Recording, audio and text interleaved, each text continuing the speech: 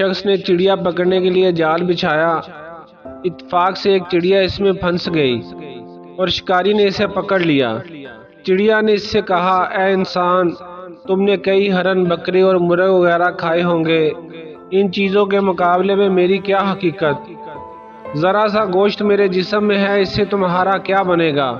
تمہارا تو پیٹ بھی نہیں بھرے گا۔ لیکن اگر تم مجھے آزاد کر دو تو میں تمہیں 3 نصیحتیں کروں گی جن پر عمل کرنا تمہارے لیے بہت مفید ہوگا۔ ان میں سے ایک نصیحت تو میں ابھی کروں گی، جبکہ دوسری اس وقت جب تم مجھے چھوڑ دو اور میں دیوار پر جا بیٹھوں۔ اس کے بعد تیسری اور آخری نصیحت اس وقت کروں گی جب دیوار سے اڑ کر سامنے درخت کی شاخ پر جا بیٹھوں۔ اس شخص کے دل میں تجسس پیدا ہوا کہ نہ جانے چڑیا کیا فائدہ مند نصیحتیں کرے۔ اس نے چڑیا کی بات مانتے ہوئے اس سے پوچھا، تم مجھے پہلی نصیحت کرو، پھر میں تمہیں چھوڑ دوں گا۔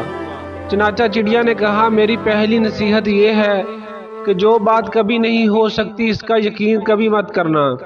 یہ سن کر اس آدمی نے چڑیا کو چھوڑ دیا اور وہ سامنے دیوار پر جا بیٹھی اور پھر بولی، میری دوسری نصیحت یہ ہے کہ جو ہو جائے اس کا غم نہ کرنا۔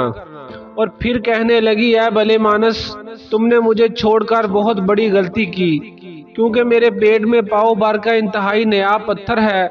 اگر تم مجھے ذبح کرتی اور میرے پیٹ سے اس موتی کو نکال لیتے تو اس کے فروخت کرنے سے تمہیں اس قدر دولت حاصل ہوتی کہ تم بڑے رئیس آدمی بن جاتے۔ اس شخص نے یہ جو بات سنی تو لگا افسوس کرنے اور پچھتایا کہ اس نے چڑیا کو چھوڑ کر اپنی زندگی کی بہت بڑی غلطی کی۔ اگر اسے نہ چھوڑتا تو میری زندگی سنور جاتی۔ چڑیا نے اس طرح سوچ میں پڑے دیکھا تو اڑ کر درخت کی شاخ پر جا بیٹھی اور بولی، اے بھلے مانس، ابھی میں نے تمہیں پہلی نصیحت کی جسے تو بھول گئے کہ جو بات نہ ہو سکنے والی ہو اس کا ہرگز یقین نہ کرنا۔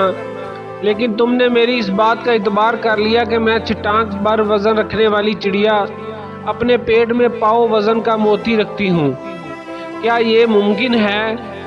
میں نے تمہیں دوسری نصیحت یہ کی تھی کہ جو بات ہو جائے اس کا غم نہ کرنا، مگر تم نے دوسری نصیحت کا بھی کوئی اثر نہ لیا اور غم اور افسوس میں مبتلا ہو گئے کہ خواہ مخواہ مجھے جانے دیا۔ تمہیں کوئی بھی نصیحت کرنا بالکل بیکار ہے۔ تم نے میری پہلی 2 نصیحتوں پر کب عمل کیا جو تیسری پر کرو گے؟